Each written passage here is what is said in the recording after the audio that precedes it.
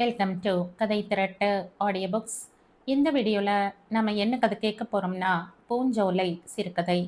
நம்ம சேனலை இது வரைக்கும் சப்ஸ்கிரைப் பண்ணாதவங்க சப்ஸ்கிரைப் பண்ணுங்க.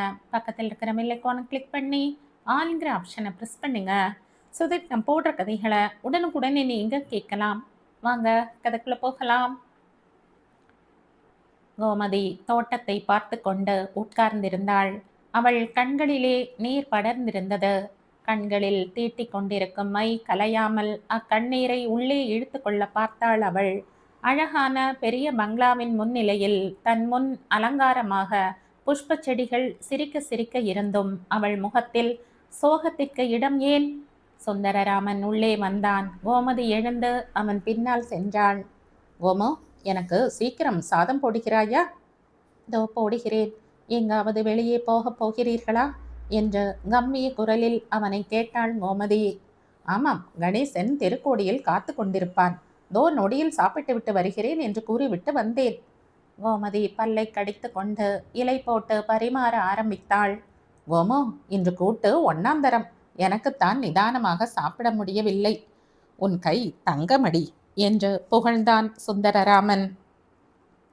கோமதி அடுப்பங்கரையில் எதையோ எடுப்பதாக பாசாங்கு செய்தாள். 2 முத்து கண்ணீர் கன்னத்தில் ஓடியது. புடவை தலைப்பால் அதை துடைத்து கொண்டாள் அவள். கோமோ, என் பக்கத்தில் மோரை எடுத்து வைத்துவிட்டு ஒரு காரியம் செய்யேன்.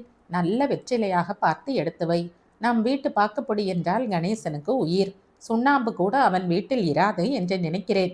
அவன் மனைவியும் ஊருக்கு போய் 4 மாதங்கள் ஆகிவிட்டனவே என்று அங்கலாய்ப்புடன் கூறினான் சுந்தரராமன். அதற்கென்று பிரசவத்திற்கு பிறந்தகம் போனால் 4 மாதம் கூட ஆகாதா? எப்பொழுது வருகிறாளாம் அவள் என்று கோமதி கேட்டபோது அவளிடம் துக்கம் மாறி சிறிது கோபம் கூட தலை காட்டியது. எப்பொழுது வருவாளோ தெரியாது. 3வது பிரசவம் தானே, இன்னமுமா பிறந்தகம் ஆட வேண்டும்? ஒருவன் இங்கு கிடந்து தவிக்கிறானே என்று கூட ஒருத்திக்கு தெரியவில்லை. குழந்தைகளும் இல்லாமல் மனைவியும் இல்லாமல் அவன் பைத்தியமாக அலைகிறான். அவனுடைய கஷ்டமே அவளுக்கு தெரியவில்லையே. சட் என்று கூறிக்கொண்டே 2 கவளமாக மோர் சாதத்தை சாப்பிட்டுவிட்டு எழுந்து விட்டான் சுந்தரராமன். சிலருக்கு அப்படித்தான் வாழ்க்கைப்பட்டவர்களின் கஷ்டம் தெரிவதில்லை என்று கோமதி அபிப்பிராயம் கூறினாள். அவள் குரல் தழுதழுத்தது. கோமா, உனக்கு ஜலதோஷமா என்ன? குரல் கம்மி கிடக்கிறதே என்று பரிவுடன் கேட்டுவிட்டு அவள் கொடுத்த வெற்றிலையை வாங்கி கொண்டு அவள் கன்னத்தில் லேசாக ஒரு தட்டு தட்டினான். கோமோ, எனக்காக நீ விழித்து கொண்டு இருக்க வேண்டாம். படுத்து தூங்கிவிடு, நான் வந்து எழுப்புகிறேன் என்று கூறிவிட்டு புறப்பட்டான் அவன். நான் சாப்பிடும் வரை இருங்களேன், எனக்கு பயமாக இருக்கிறது என்று வெகு பிரயாசையுடன் வேண்டினாள் கோமதி. நான் எப்படி இருப்பது? கணேசன் காத்து கொண்டிருப்பானே. இதுவரையில் அவர் தெருவிலேயா நின்று கொண்டிருந்தார்? பாவம், நம் வீட்டிலாவது வந்து உட்கார சொல்லக்கூடாதா? இல்லை, அவனும் ஹோட்டலுக்கு போனான், நானும் வந்தேன். நம் வீட்டுக்கு அழைப்பது தானே, இங்கேயே சாப்பிட்டு விட்டு உங்களுடன் பேசிவிட்டு படுக்க போகலாமே என்றாள் கோமதி. அது முடியுமா என்று பட்டதும் படாததுமாக கூறிவிட்டு வெளியே விரைந்தான் சுந்தரராமன். அவன் இருளில் மறையும் வரை பார்த்து கொண்டு நின்றாள் கோமதி. பிறகு தன் கண்களில் இருந்து தடையின்றி பெருகும் கண்ணீரை துடைக்காமலே உள்ளே சென்றாள். கதவை தாளிட்டு விட்டு போய் இலையில் உட்கார்ந்தாள். அடுத்த போர்ஷனில் இருக்கும் பாகீரதி குழந்தைகளை விரட்டி கொண்டிருந்தது செவியில் விழுந்தது. தூக்கம் வராவிட்டால் எங்காவது கண்மறைவாக ஒழிவதுதானே. சோறு தின்ன விடாமல் ஏனோ மென்னியை பிடிக்கிறதுகள். அதை கேட்டதும் கோமதிக்கு ஒரு வரட்டு சிரிப்பு தோன்றிற்று. அன்று மாலை பாகீரதி கூறிய சொற்கள் உடனே அவள் நினைவுக்கு வந்தன. அவளுக்கு என்ன வந்தது? அவளுக்கு குழந்தைகள் அருமை என்ன தெரிய போகிறது? தனக்கு பொழுது போகவில்லை என்று எல்லா குழந்தைகளையும் கூட்டிக் கொண்டு விளையாட்டு காட்டுகிறேன் என்று பெயர் வைத்துக்கொண்டு அதுகளுக்கு வேலைக்கு வாய்சோறு இல்லாமல் அடிக்கிறாள். யாரிடம் இப்படி சொல்கிறாள் என்று திகைத்தாள் கோமதி. அதை ஏன் கேட்கிறீர்கள்? அதை விட்டால் எங்கள் வீட்டில் வந்து மணிக்கணக்கில் உட்கார்ந்து விடுகிறாள். அவளுக்கு வேலை இல்லை, வெட்டி இல்லை என்று பின்பக்கத்து அறையில் குடித்தனம் செய்யும் காவேரி கணீர் என்று பதில் கூறியதும் தொடர்ந்து கேட்டது. அவர்கள் குடியிருந்தது ஒரு பெரிய பங்களா. அதில் மாடியில் வீட்டுக்காரர்களும் கீழே 3 குடித்தனங்களும் ஒரு தனி மனிதனும் ஒன்று குடியாக வாழ்ந்து வந்தனர். அவர்கள் போர்ஷன் தனித்தனியாக மிகவும் வசதியாக அமைந்திருந்தது. சுற்றிலும் அழகான தோட்டம். அதில் தென்னை, மா, பலா முதலிய மரங்களும் பற்பல விதமான புஷ்ப செடிகளும் அடர்ந்திருந்தன. பாகீரதியும் காவேரியும் கோமதியுடன் மிகவும் கனிவுடன் தான் பழகினார்கள். குடும்ப வாழ்க்கையில் சிற்சில சமயத்தில் சிற்சில விதமாக பேச்சு கிளம்பி விடுகிறது. அவரவர்கள் திருஷ்டிக்கு எட்டியதை அவரவர்கள் கூறினார்கள். கோமதி மனித வர்க்கத்தின் போக்கை ஆராய்வதில் முனைந்தாள். வெகு நேரம் யோசித்த பிறகு இதற்கெல்லாம் காரணம் என்ன என்று தனக்குத்தானே கேட்டுக்கொண்டாள். விடை எதுவும் கிடைக்காமல் போகவே என்ன என்ன என்ற பிரச்சனை திரும்ப திரும்ப அவள் செவிகளில் வண்டு போல ரீங்காரம் செய்தது. அன்று மாலை எல்லா குழந்தைகளும் பள்ளியில் இருந்து திரும்பிய பிறகு அவளிடம் ஓடி வந்தன. அவர்களுடன் அவளும் சேர்ந்து கொண்டு அவர்களுக்கு புதிய விளையாட்டுகள் சொல்லிக் கொடுப்பதும் அவர்கள் பழைய விளையாட்டை பார்வையிடுவதுமாக கழித்து கொண்டிருந்தாள். சனியன்களா, வயிற்றுக்கு ஒன்றுமே வேண்டாமா என்ற அதட்டல் பிறந்தது பாகீரதியிடமிருந்து. பயந்து கொண்டு குழந்தைகள் ஓடிவிட்டன. குழந்தைகள் போன பிறகு தனியாக தன் தாழ்வாரத்திற்கு வந்து அமர்ந்தாள் கோமதி. அப்பொழுதும் அவள் கணவன் காரியாலயத்தில் இருந்து வீடு திரும்பவில்லை. ஆகையால் அவன் வரும் வழியை நோக்கியவாறு உட்கார்ந்திருந்தாள். மாலை பொன்னிறத்தில் பசுமையான அந்த தோட்டம் வர்ண ஜாலங்களை போன்ற புஷ்ப தினசுகளுடன் அழகாக விளங்கியது. மனதிற்கு மிகவும் ரம்யமான அந்த காட்சியை மிகவும் ரசித்து ஆனந்தித்தாள் கோமதி. அந்த வீட்டின் சொந்தக்கார அம்மாள் கலா ரசனை உள்ள ஒரு மாது.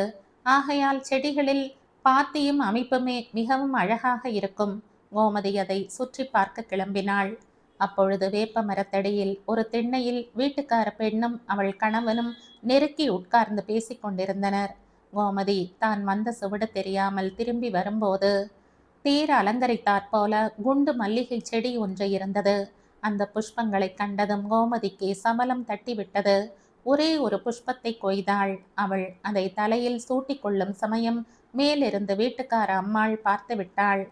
இந்தாமா, வேண்டுமென்றுதான் செடியிலேயே வைத்திருக்கிறேன். உனக்கு வேண்டுமானால் என்னை கேட்பது தானே, நான் கொடுப்பேனே என்று அந்த அம்மாள் சிரித்து கொண்டே கூறினாலும் கேட்காமல் கொள்ளாமல் பறிப்பது சரியல்ல என்று கூறுவது போலவே இருந்தது அவள் குரல். கோமதி அங்கிருந்து சட்டென்று அப்பால் நகர்ந்தாள்.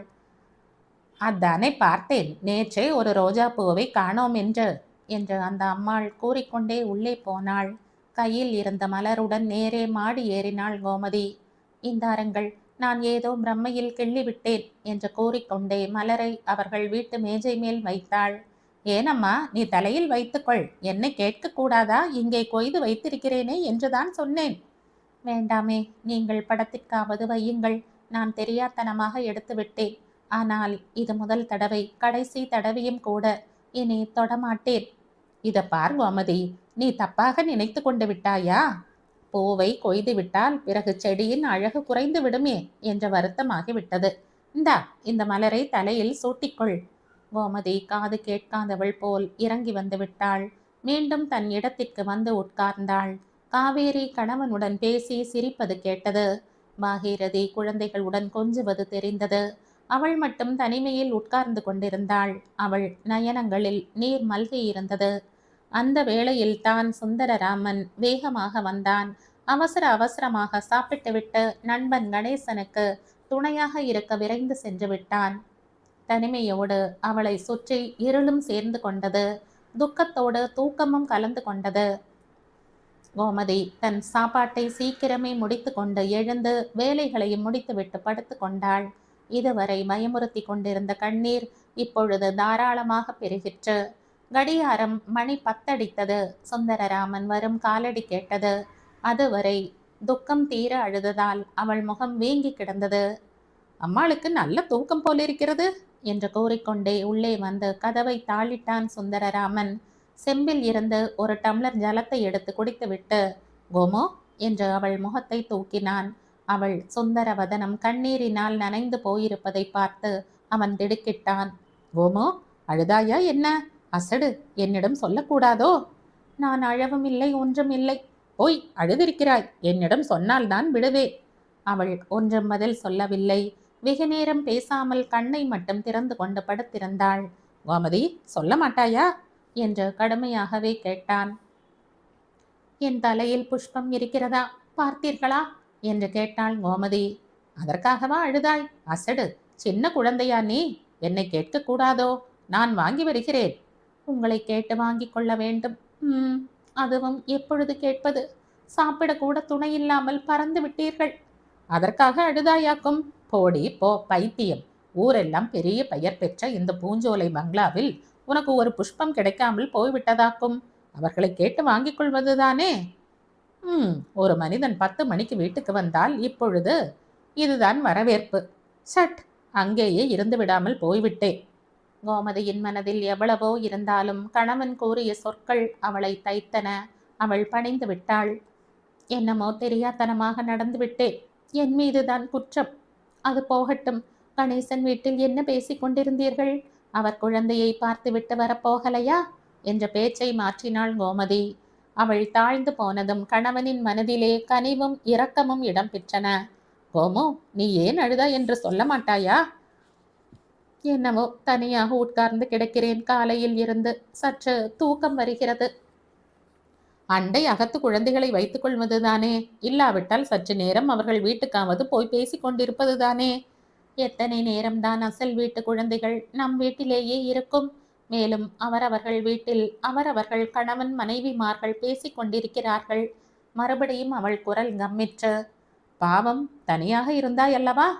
இல்லை, கொள்ளை பேர்கள் அடுத்த அறைகளில் இருந்தார்கள், மாடியில் இருந்தார்கள், தெருவில் இருந்தார்கள். தோட்டம் நிறைய புஷ்பம் இருந்தது. எனக்கு என்னவாயிற்று? ஒரு பூ பறித்ததற்கு ஈரமான பேச்சு கேட்டுக்கொண்டே என்று விற்க ஆரம்பித்து விட்டாள் கோமதி. பிறகு அன்று நடந்தவற்றையும் கூறி முடித்தாள். உன்னை அப்படியா சொன்னார்கள்? நாளைக்கே வேறு வீடு பார்த்து கொண்டு போய்விடுவோம். கணேசன் வீட்டுக்கு பக்கத்தில் ஒரு வீட்டில் ஒரு போர்ஷன் காலியாக இருக்கிறது. அதற்கு நாளைக்கே நான் அட்வான்ஸ் கொடுத்து விடுகிறேன் என்றான் சுந்தரராமன். எதற்கு எது மருந்து?